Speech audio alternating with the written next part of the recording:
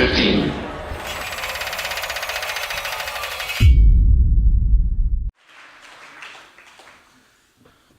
Well, I think I've got to take you back to 1982.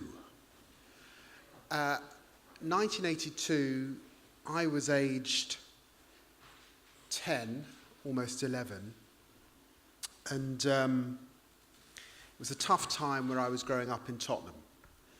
This was a time where there was a backdrop of a lot of social unrest between a second-generation black community and the police. The economy wasn't great. We were coming out of a recessionary period. Life was pretty grim in Tottenham in North London, in places like Brixton, Lewisham, Willesden, the Uns. And there I was, on a train, with my dad wearing a pinstripe suit and a trilby, my mother in a lovely floral dress, and we were on our way out of London, and I think at that stage I could literally count the times I'd left London. In fact, we went to see some family in Stockwell, and I thought that was leaving London a few weeks before. And we were on our way for me to have voice trials at Peterborough Cathedral. I don't know if anyone has been to Peterborough, but it has not been ever described as the most beautiful place in Britain, but for me it seemed hugely, huge and beautiful and massive, because it was very different to Tottenham. Anyway, I had the voice trial, I succeeded, I became a chorister. My mother, my vicar, and my local head teacher had conspired for me to become the first black Aled Jones, and they had been hugely successful. 2 years later, I was at the school. It was a boarding school, but it wasn't a private school. It's actually one of the only state boarding choir schools in the country. And I was looking at the television. I was virtually the only black kid at the school, so it wasn't always easy. And Tottenham was in flames amidst the riots. And I had been going back home at the weekend, so in a sense I could feel the tension building. But I found myself in Peterborough having to be this ambassador for Tottenham. And I'm not talking about the ambassador for the football team that had won the FA Cup the year before, but the ambassador for a place that had erupted in flames, in which a police officer had been killed. And it was tough, it was difficult, because in a sense I understood what had happened, but explaining, rationalizing what had happened felt very difficult for this young 13, 14-year-old. How odd then, 25 years later, to be walking up Tottenham High Road on a Sunday morning with the smell of burning all around, bricks, glass, rubble, ordinary, wonderful men and women who are shopkeepers standing in front of their shops, burnt out windows, in tears, cleaning up quietly. People who had run out of their homes, standing only in their night clothes, some carrying their children, and to look into their faces, to know that the TV cameras, and not just in this case British TV cameras, but the world's TV cameras were there, and to think, right, now I have to speak for Tottenham again. And I guess at that point, I knew that actually I had made a decision 25 years earlier, that I could go with the crowd.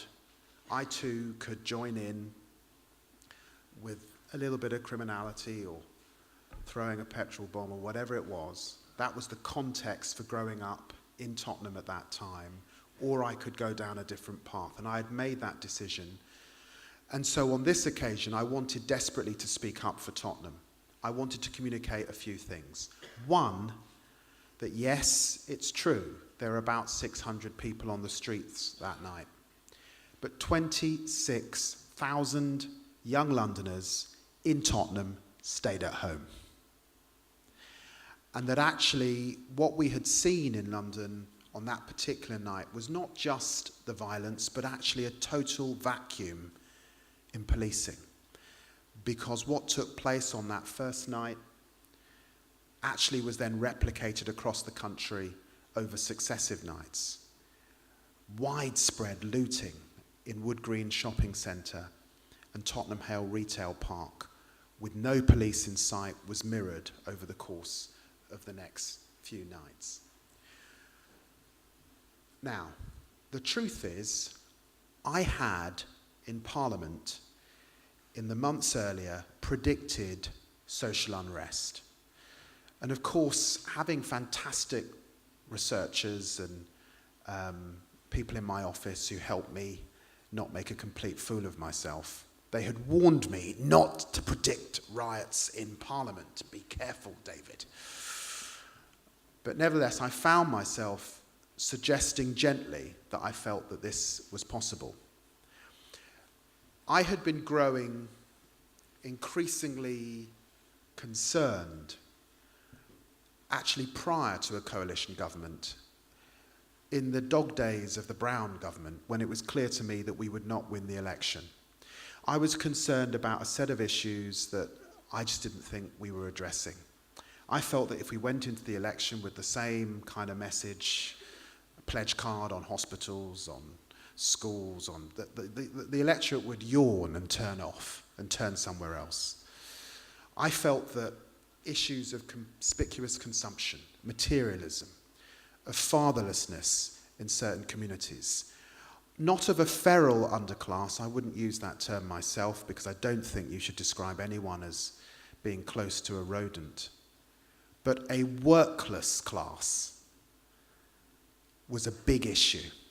And that there were two public policies that were disastrous for successive governments. Housing, criminal here in London, and the second, prisons policy, which is such an undeveloped area. So these issues had been growing in my head, and I'd started to write as therapy, really, in those dying months of the Brown period. And it settled really in a conversation I had with Brown towards the end. I was very concerned about knife crime. It was 2008. He'd just become Prime Minister. More and more women were coming up to me in the constituency, and they were raising this issue of their boys and role models, and what are we going to do about it? We went to this breakfast meeting. He would call his ministers in, and it was a bit strange, it'd be about 8 or 9 ministers in number 10 at 7:30 for breakfast with the Prime Minister, and you didn't quite know why you were there, really. Was it an interview? He would sort of speak at you for a while. And anyway, he turned to me and he asked me what I was concerned about, and I said I was really worried about knife crime and what to say to these mothers, and he looked at me and he said, David, we've got tax credits. You must tell them about tax credits.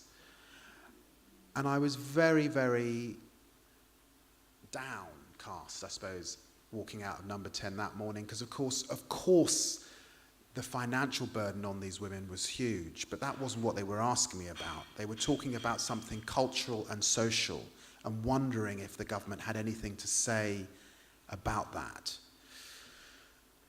Mentoring and support for those families and women being a very big issue, I think, in London. So I started to write. Didn't have a publisher, but I just started to write. And then we got the riots. And very, very kindly, The Guardian and Random House helped me get this book published. And it basically has a central premise, and that is that we are living in post-liberal times. That the two liberalisms of the 20th century, the first, the social liberal environment of the 1960s that have brought me here as an ethnic minority politician, brings many, many, many women to this room, that's given equality, but there's still a certain battle ahead for gay men and women, has brought many, many gains, none of which we would want to lose. but has led to a place where we seem very conscious of our rights. My right, your right, but not very conscious of our responsibilities one to another. And somehow, acting collectively and together, we struggle with in Britain in 2012. And the second revolution, the economic liberal revolution, also, of course, about freedom, the freedom to make as much money as you want, any way you want, has also, of course, in 2012, led to a society with huge inequalities. The inequality of estates like Broadwater Farm in my constituency turning from working class estates to workless estates. The huge problem of surviving in London if you're amongst its working poor. So if you're working in London, and I think of a judge who gave this 15-year-old girl a hard time when she came before him and said, where are her parents? Because they weren't there in court with her. She'd been found looting in the riots. He thought her parents were just feckless. Actually, I knew her parents. Her parents were working. If you're working in Tottenham, you're a dinner lady during the day and a cleaner at night. You're a minicab driver during the day and a security guard at night.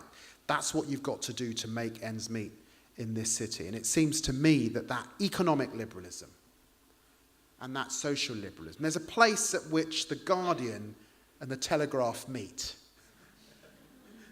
Bizarrely. Both papers with equal merit. But concern for the individual. Maybe I'm being a bit unfair to the Telegraph. Maybe I should pick the Times. But you know what I mean?